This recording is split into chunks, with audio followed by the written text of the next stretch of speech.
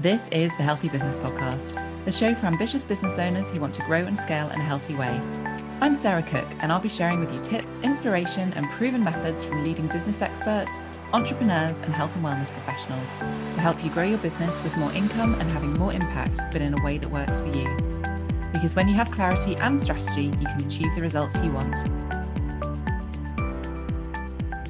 Hello and welcome to today's episode of the Healthy Business Podcast. Today I'm joined by the wonderful Fiona Drake, who is an adventure mentor, and I'm super excited to be chatting to you, Fiona. So thank you so much for joining us. Thank you, Sarah. It's lovely to be here. Oh, I love having these conversations. I think it's so useful for people who are listening just to see how other people have got to where they have, and hearing different ideas, different tips, different suggestions to have that success within life and business. So I'm excited to see where we go. A little bit of background. So you're a former director for Household Name and worked in sales and marketing in the corporate world for over 25 years, which is a huge amount of time, isn't it? And now you are doing your own thing. So we're going to delve into what happened and what the catalyst was for you moving across into doing your own thing. But also really the focus today, I guess, is looking at how women in their midlife can awaken their spirit of adventure and fall madly in love with their midlife using the science of positive psychology and the magic of mindset and manifestation. So I'm so excited for today. I think it's going to be a really, really engaging and really brilliant conversation.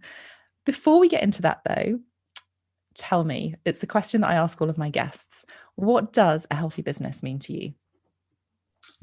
Thank you for the introduction, by the way. That was amazing. And I was like, oh, who is that woman? I kind of want to know her myself. What does healthy business look like for me? Well, I think I know from the other side of things what one healthy business looks like. So I think I've pretty much got it locked down for me now, what healthy business looks like for me. And I think a lot of it is around listening to my body, listening to what my body really, really needs. And I don't know whether you know about human design, but I'm a projector. So I naturally need restoration. I naturally need to restore. So for me, healthy business is around creating the business that works for me and my energy. So things for me are sort of starting at 10 a.m, breath work, meditation, the tools and the techniques and the philosophies and strategies that work for me as an individual.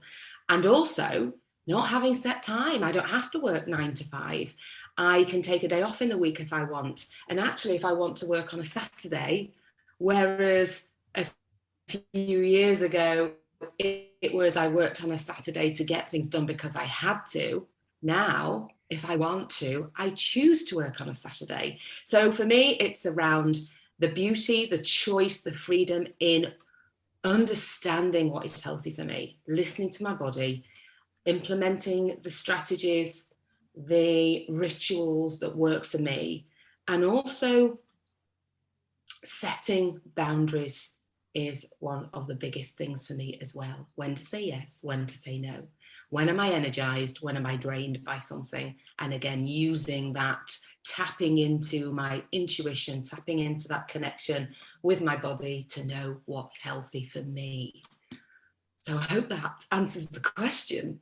Oh, I love it. Yeah, it speaks so much to what I love and how I love running my business and really what I teach as well. And you're so right. I think we don't have those constraints, do we, of the corporate world when we're running our own business. We get to choose, and it is doing it in a way that works for you. You know, if you want to take a day off middle of the week and work a weekend, that's okay. It's all that kind of life integration piece that is just so important and gives us the joy. So yeah, I loved hearing a little bit more about how you do things and really what's important to you running a business in the way that works for you and your energy, which is absolutely key.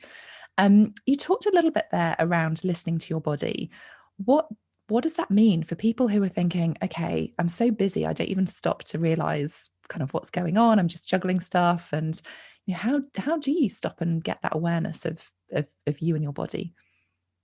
I think firstly, you just mentioned it, it is actually introducing pausing into your life, introducing that those periods of stopping, breathing, pausing, because We are all 100% all the time, and we've got our foot to the gas, or certainly I used to be, and that's what I'm recollecting now. So there was literally no space to even listen to what my body wanted to say to me, or tap into how it was feeling. And so it's creating even micro moments of space to connect with you. So even if you have resets during the day, maybe 3 or 4 resets during the day, just to go outside, maybe take your shoes off and ground on some grass, or pour yourself a nice herbal tea and just mindfully drink that tea. For me, creating those moments of pause help you create space away from the mind chatter. And so what tends to happen is we then tap into what we're actually feeling, because we're making the space for that, rather than rushing away from it and always being distracted by the to-do list. So really, my biggest tip would be, if you're not used to making large amounts of space for yourself, take those 3, 4, 5-minute resets in a day and really start to connect in with you as an individual. And then what happens is you start to get to understand where in your body you feel things, when you feel good about something versus when you might feel a bit more, what's the word, where you may not feel the calling or the pulling to do something. So I think you tap into your intuition a little bit more. So I talk a lot about this in my work, which is around creating those rituals, those routines, so that you start to connect in with yourself, you start to understand yourself, and you start to tap into what the body is wanting to say to you. And it's funny because even before I understood about this work, because I'm trained in Louise Hay's modalities, and she talks all around the mind-body connection, and she has a metaphysical a book that is around things that come out in our body, our ailments, are often an indication of what's going on with us emotionally. And so I could talk for hours about this.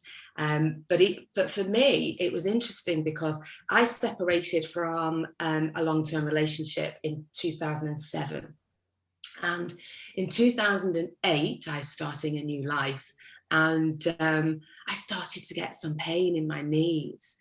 And if you're happy for me to share this story, because for me, intuitively, I knew what to do. And this was years before I started retraining. So still in the corporate world then. And at this point, I was actually working in a design agency. And I started to have these little struggles with my knees. And I went to the doctors, as we would normally do. And they told me I had no cartilage behind my kneecap.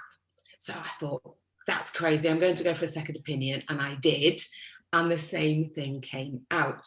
So, and this is where, you know, I would give some caveats here, because this is my story and this is the timeline that I created for myself.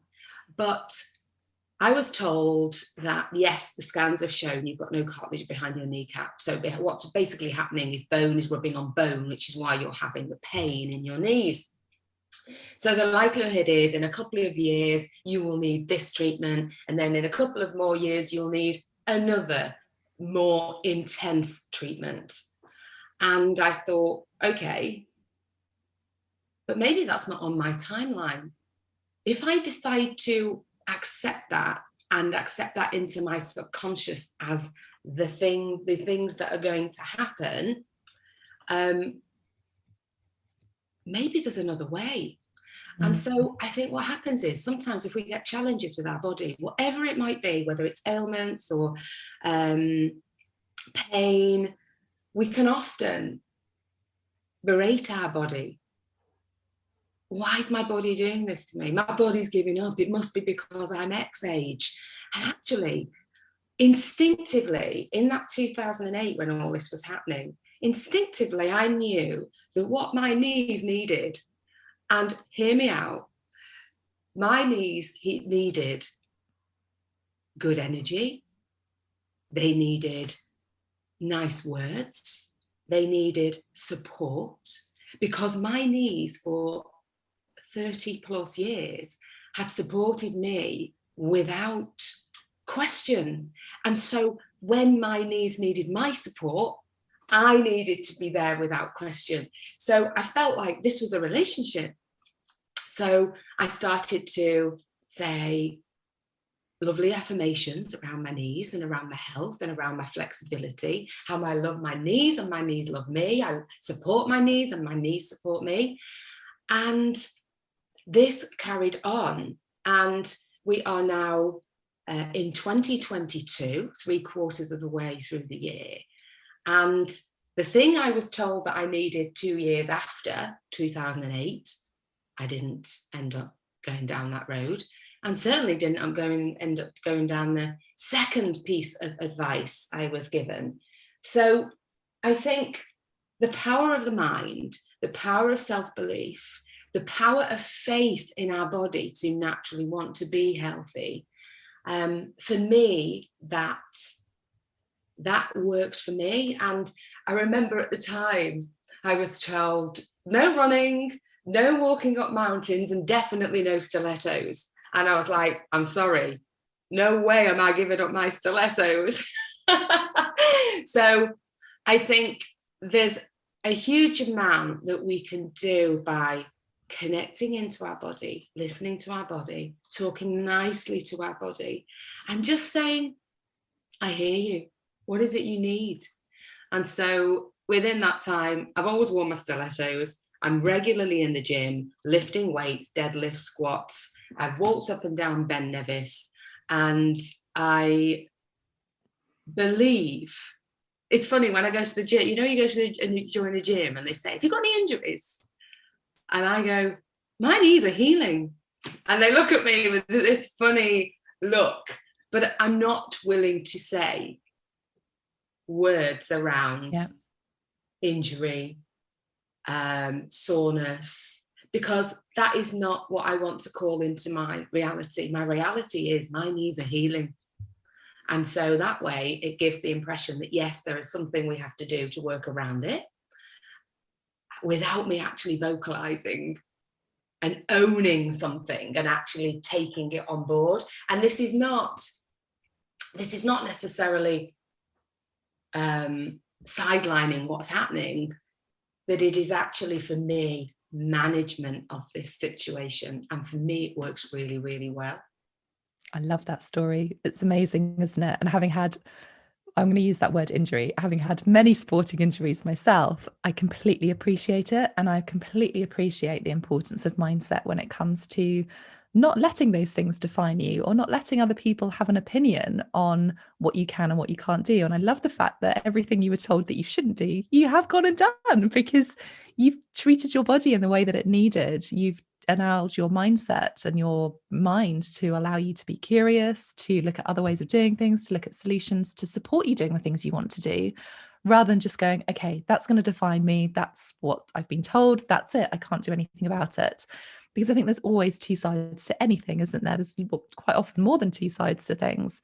And I love that, for me being an ex-athlete, having that, I see so much of it within the sporting world, and that kind of sporting mindset that we can bring into, all sorts of things. And, both of us being positive psychology coaches, we have that real understanding of actually challenges are going to happen. They're going to happen in whatever we do, life, business, relationships, whatever it is. But even our bodies, what can we do rather than what can't we do, is just such a game changer when it comes to navigating through those changes. So I love that you shared that story. Thank you so much for sharing with that. And hopefully, people who are listening to this, even if you haven't been through that same experience, just being curious about what you've been told. Maybe it's from a GP, maybe it's by a friend, maybe it's by a family member, maybe it's by somebody else saying you can't do this, or you have to do it in this way. What can you do that feels good for you? That awareness, that energy that feels exciting. That's what I think it's such an important story to share, that it doesn't necessarily have to be, that injury as an actual, reason for people to think about it. Like, what's your version of the story? So listeners, have a think. I love this. And I think also one of the other things that I know is something that you made a massive change to was your working life as well. Going from that corporate world to then setting up as your own business and, creating that adventure, creating that way of doing things in a way that feels good for you, that feels energizing for you. So tell us a little bit about that, because I think there are a lot of people who listen to this that are either in the corporate world and questioning things, or have been in the corporate world and are now setting up or running their own business and scaling that without necessarily wanting to create a job. Yeah, it's fascinating when I look back, because my life is so different now, and I've created that. And I think it took a lot of acknowledgement and taking personal responsibility. So I left school at 16 and I went straight into the working world. And my whole life has been around work. I don't have any children, and never wanted children, because my big thing in life, well, my big passion was working and building my career. And that's what I set out to do. And then there we were I reckon I was in my early 40s, and I'd worked all these years, and I had gotten promotions and grown my repertoire and my experience. And I was latterly, as I mentioned, a sales and marketing director, and I absolutely loved my work. And I think that was the point where I realised that I was actually loving it too much. And I was working lots of hours. I had a 2-hour commute every day. And I was that person who rescued every situation, wanted to know what on earth was going on, wanted to control every outcome, and didn't realise this at the time. I just thought I was interested in people, wanted to get the results. And actually what was happening was I was taking on more and more and playing this role, which meant that everybody's expectations was that, well, Fiona must love this, so we can give her more and more. And so this went on, and I was working lots of long hours, doing lots of travel, eating the wrong things, drinking lots of coffee, working at the weekends. If I wasn't working, I was sleeping. And there's no way that this particular lifestyle could have carried on. And then what happened was, one Friday night, and I've told this story before, but one Friday night I decided, do you know, tonight I'm not going to go and work tonight at home. I'm going to watch a film. And I started to watch a movie called Into the Wild. Have you ever seen it? Yeah, great film. It's a brilliant film, isn't it? It's very long. It's about 2.5 hours long. And if you haven't watched it, I'd watch it. But it's a great film. And I think I got about a third of the way through. And then all of a sudden, I found myself in the throes of a massive panic attack. And what I realised was I was living in the past, ruminating about what had gone on in the week before. I had a big meeting coming up on the Monday. So I was already on that Friday night in that meeting room. So again, I was anticipating what was going to be happening in the future. And in no way, shape or form was I present. I was not present watching that film. I was straddled between the week before that had already gone and I couldn't do anything about it, and straddled between the week to come, which hadn't yet happened and I couldn't do anything about it, and found myself in the throes of this panic attack. And I'd never really had a panic attack like that before.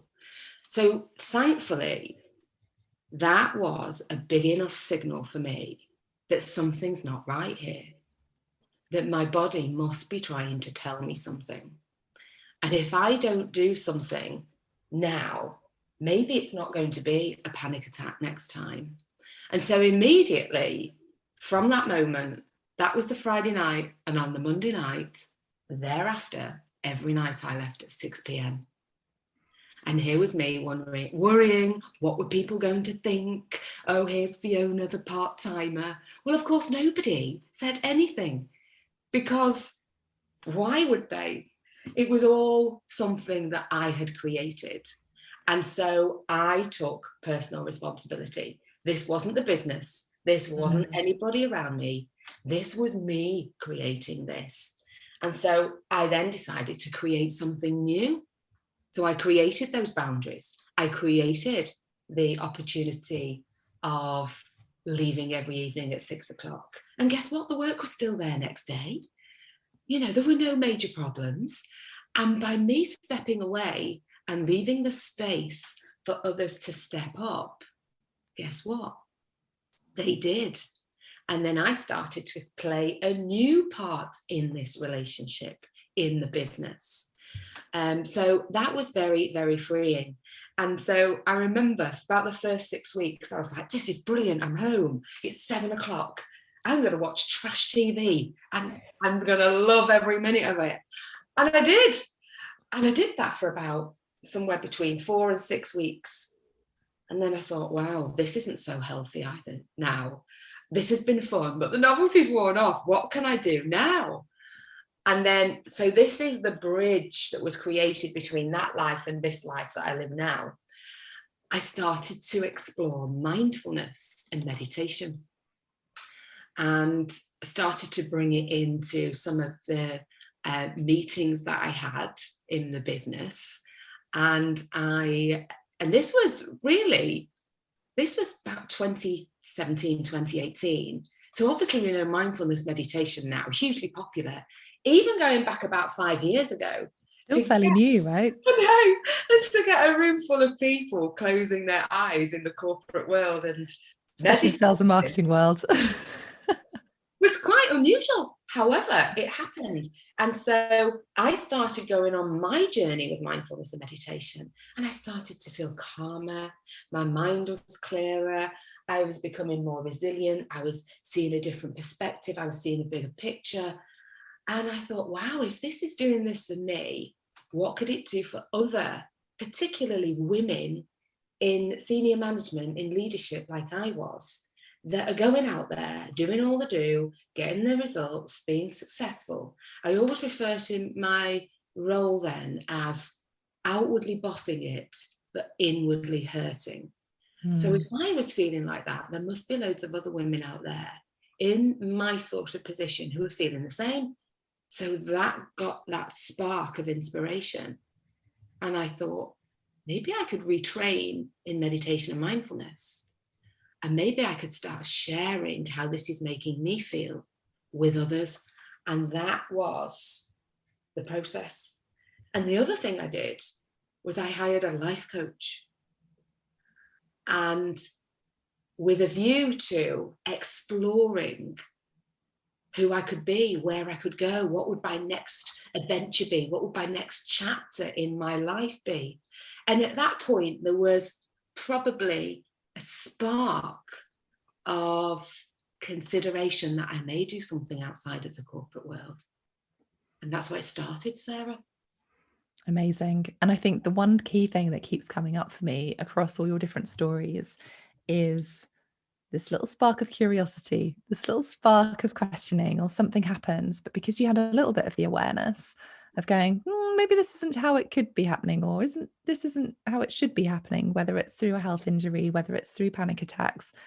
None of those things are something we should be experiencing on an everyday basis. That's not, I don't like using the word normal because there is no version of normal. It's our version of it. But those aren't everyday things that we should be experiencing. And so when something like that does happen, I love the fact that you had enough awareness to go, hang on a second, is there a different way? I don't know what that different way is, but I'm going to seek out the support. I'm going to start asking some of those questions, or I'm going to pause. I'm going to take some time out, the things that I can control. This idea of self-responsibility, I think, is huge. And I think it's so easy when we're running our own businesses, when we are women, when we're juggling so many things, when we have this outward bossing it thing that we have to do, or we feel like we have to do, this mask on our face that everything's fine, everything's cool, I'm good. But inside, you might not be feeling that. And I think personal responsibility is a huge thing, but that comes from the awareness, doesn't it? You have to give yourself space. And even just this idea, and I think a lot of people will resonate with this. I wrote it down actually, stepping away to allow others to step up. And I think sometimes we feel like we need to hold space for so many people. whether that's as a partner, whether that's as a mum, whether that's as a business owner, and you've got clients that you're looking after, we feel like we need to hold everyone's space, everyone's energy. And yes, that's a huge part of our roles. But if we don't have those boundaries, if we don't have that awareness to look after ourselves, then that's when those things happen. There's when our health starts being impacted. And actually, then we can't hold space for those people. So we have to have those boundaries. We have to put those things in place. And I love the fact that your journey it's actually quite similar to mine, from kind of having that sort of corporate experience, being in that leadership position, trying to juggle all the things, taking control, making those decisions. And then for me, it was burnout. But at the same time, I found out I was pregnant. And that was just a massive, like, I'm not looking after myself here. I have to look after this thing that's growing inside me. That was my big catalyst. And I think whatever that is for whoever who's listening, recognizing it's okay, even if you don't know what that next path is, what those next steps are, get the support for it, ask those questions, because that's when you're going to make the changes. And actually, and I think for both of us, life on the other side has been amazing. It's just during that process of change can feel hard, it can feel tricky, but we have to keep growing. It's always a journey. Every single step, every single day is a journey. We're learning every day. If people are thinking, and that little trigger of thought, that little questioning moment is coming up for people, especially as they're listening to this, what would you recommend them doing? Obviously, you went and spoke to a life coach and you started asking some questions and looking at health perspective. What could people do? Are there some certain questions that they could ask themselves around what they need or what support they could or should be looking for? Again, I think the practical help really enabled me to see where I might have been. One of the biggest things that I learned from the life coach, and actually she was more of a spiritual life coach, and I didn't realize that at the time. But again, intuitively, I headed to her, which was amazing. And when she asked me the questions, how do you want to feel? What do you want to experience? Everything that came out of my mouth was results, attainment, success. And she was like, wow, they're all very masculine words. And I didn't realize that at the time. And then she almost introduced me to receptivity, surrendering, allowing, being open. And so I don't know whether I asked myself any big questions in that time. I almost think my intuition led me, but I also think that sometimes, I think in anything in life, sometimes you're drawn to something. You're either energized by something or you're drained by something. Sometimes it's a little dash of luck. And maybe if you believe in this, the kind of universe having your back and opportunities and doors being open to you at particular times. But I suppose I did ask myself, do I want to be sitting behind a desk in an office working for somebody else for the rest of my life? And I actually had no idea what it was like on the other side. And if you'd have asked me in my late 30s, early 40s, about, and even if you suggested I'd have my own business, I think I had a limiting belief at that time. Well, I'm an expert at what I do. I know inside and out my discipline, my industry, but learning new things, opening a new business, don't know about that. And then I realized just how much of a learner I was in my early 40s to mid 40s. And so I left school at 16 with really no qualifications. And learning for me wasn't fun in my teens. However, I've not missed the boat, because learning for me is amazing in my 40s. So I think the message really is that regardless of where you are, how old you are, your situation, there's always an opportunity to change. And you picked up on that curiosity before. I think I've always had a natural curiosity. I've always had a growth mindset, and we talk about that a lot in positive psychology. Well, I've never done this before, but maybe I'll give it a go. I'll see how it feels. And that open-mindedness to just go and explore, and not everything's going to be for us, and that's fine. It's finding what's for you. And I think we evolve. So what's for me today might not be for me in 10 years. So I think it's being fluid and flexible and open and playful and childlike with this adventure that we call life. I think it's exciting, and we are going to get challenges, and we are going to get things that hit us from left of field. However, how we choose to respond to things, how we reframe and learn from those stories is really, really huge. So for me, I'm really proud of my story. I wouldn't ever want to change what I went through and what I learned, because it's enabled me to be who I am today. In all aspects of my life, in all of the challenges, from being a child through to me being 48 today. Yeah. And I think that's a really, really key thing to do, is actually, what can we learn from these stories? And there's quite a lot about storytelling in positive psychology, isn't there? We've all got stories. And what can we do to start to weave those stories into the tapestry of our life that we can learn from and share with others and use that experience? And that's the stories we tell ourselves, isn't it? I think as well, you know, the experience we have, we put a lens on that experience based on our beliefs, based on what's happened to us beforehand, what other people's judgments are, other people's opinions.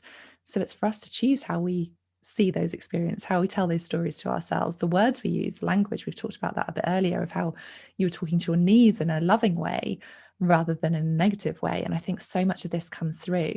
2 questions that you mentioned there: who do you want to be and how do you want to feel? I love that, because I think as business owners, we are very focused on results, and that's great. But actually, for me, it has to be that integration of both. It has to be about you. You are the biggest asset of your business. And success comes in all different forms. It means different things to different people. Yes, we have to have the business goals if you're wanting to grow and scale. But actually, that's all well and good.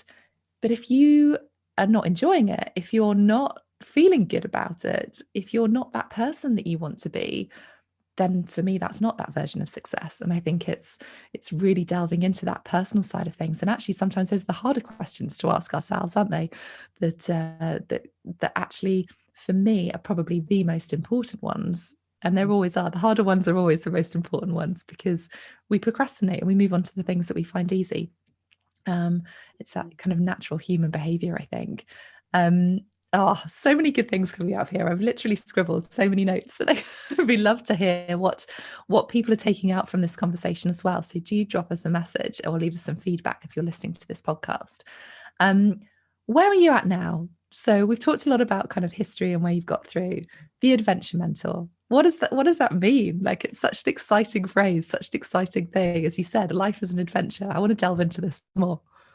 So this has been a long time coming, but I didn't know what it was, or in what guise, or in, but I knew that something was changing in my business. And when I was studying positive psychology coaching, one of the questions we're often asked is, what do you want your legacy to be? What do you want people to say about you after you're not here? Which is quite an intense question.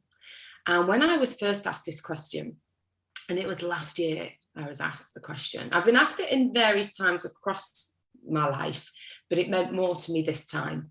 So I answered the question, and I actually gave some really lame stock answer. Oh, I just want people to say I was inspiring, that I helped transform their life, da, da, da, da, da, da, da. And I didn't feel congruent with that at all. And then a couple of weeks later, I was asked the question again, and then I got real. And I was like, do you know what? What I really want people to say about me after I'm not here is, that Fiona, she always had a bloody good story to tell. And then that got me thinking, how have I created some of these stories that I love to tell? By having adventure. And so realizing that adventure is a real core value for me is really important. And if I feel like this, again, similar, if I feel like this, there are bound to be women out there who, again, have adventure as their core value. So there are lots of preconceptions about midlife. And this is a phrase that's been used now quite frequently, but it wasn't really a phrase used a few years ago. But I would consider myself now in midlife. I'm 48, I'm nearly 49. And I think there are certain preconceptions about women of our age. And I wanted to sort of obliterate some of those and create this amazing space, this place for us to grab opportunity, grab adventure. And I don't mean necessarily walking up Ben Nevis or jumping out of a plane or traveling the world. I am talking about adventure in every sense of the word. Micro adventures. It might be that you are starting to date again after a separation. It might be that you are looking to move out of the corporate world. It might be that you're looking to move forward on a passion project. It might be a micro adventure for you to go and buy a new dress or an outfit for a first date. It might be that you've got a vision for something. So it's around, what is adventure? It might be that you started wild swimming. These are all amazing things that I want to share about, embrace, and awaken women's spirit of adventure. And again, tapping into the adventure, that's where the adventure mentor came from. And realizing that we can have success, as you mentioned before, in all aspects of our life. And adventure, when I work with my clients, adventure can be business, it can be family, it can be relationships, it can be passion projects, it can be travel, it can be anything, but it is around celebrating, promoting, embracing opportunity in midlife. Because I'll be honest with you, this is probably the best time in my life for freedom and choice and opportunity and not giving a damn what anyone thinks about me and doing things on my terms. I get to back myself. I get to invest in myself. And for lots of women, maybe their kids are growing up. Maybe, relationships are changing. And so there is space now to look within. What do I want? Who am I? What are my core values? What do I really value? What's important to me? What is fun for me? What lights me up? What brings me joy? And so I want to create a space where women can embody that spirit of adventure, whatever adventure looks like for them and wherever that journey takes them. So I feel really connected to this. And I want people to join the movement. I've got hashtag the Adventure Chronicles.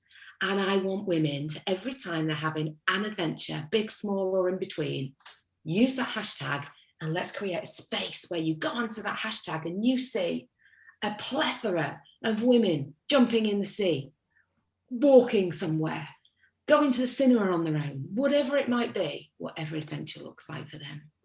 So it's exciting. It is exciting. I can feel the passion. I can feel the energy. I can see it as well. Adventure is such a powerful word as well. It brings that energy. It brings that excitement. And what I love about what you've created with this is that it doesn't have to be the big stuff. It can be those little micro adventures, as you say, going to the cinema on your own. Like, how many of us have done that? We feel like we can't, or we feel like we're going to be judged.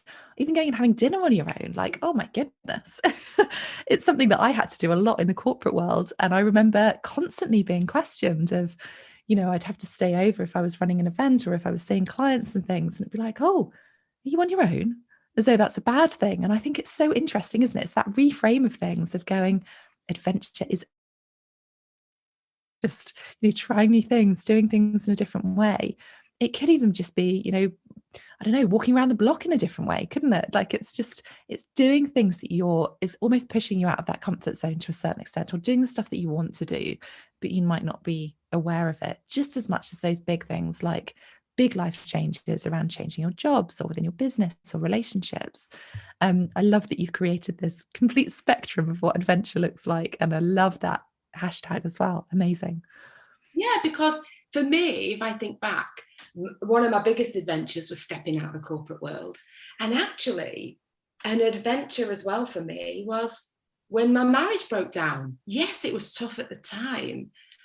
But when I think back, it was an adventure because I was naturally having to do new things, try new things, explore new ways, lived in different ways. So I think adventure can be anything.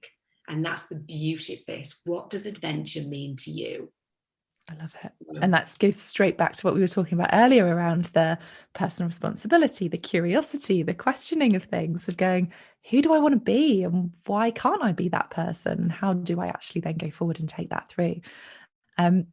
It's been amazing. I've loved chatting with you.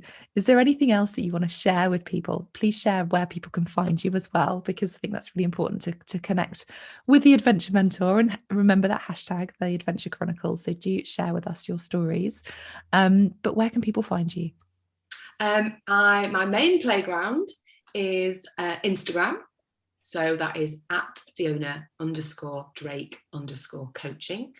I also am on Facebook, and I still play on LinkedIn, so you can find me on LinkedIn as well. But I do particularly like Instagram just because it's fun and spontaneous and colourful.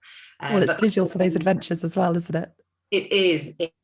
So yes, I would love you to follow me and get involved, everybody. Amazing. And I'd love for everyone to take a bit of responsibility as well. So either drop myself or drop Fiona a message on Instagram. So Fiona Drake Coaching, or I'm at Sarah Cook Coaching. Drop me a message or drop Fiona a message. Take some accountability, that personal responsibility, with one little micro adventure that you want to do off the back of listening to this podcast. I think it'd be fascinating to see what comes out of it. So I can't wait to see those messages.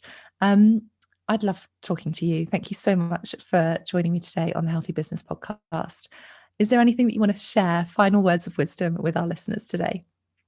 I would just say, be curious, be playful, and age is nothing but a number. Go out there and have fun and choose your own adventure. Amazing. And I think, building on that, it's life and business and together, integration. You are part of that. So amazing. Thank you again for joining me, for listening. And I hope you've enjoyed today's podcast. If you have, we'd love some feedback. Please leave a review on whichever audio platform you're listening to, and I will see you on the next episode. Fiona, thanks again for joining me. I will see you very, very soon. Thanks, Sarah. Bye-bye. Thanks for listening to the Healthy Business Podcast. To get your free checklist with 1-minute hacks to accelerate your business and find out more about our community, head to my website, sarahcookmarketing.com/healthybusiness.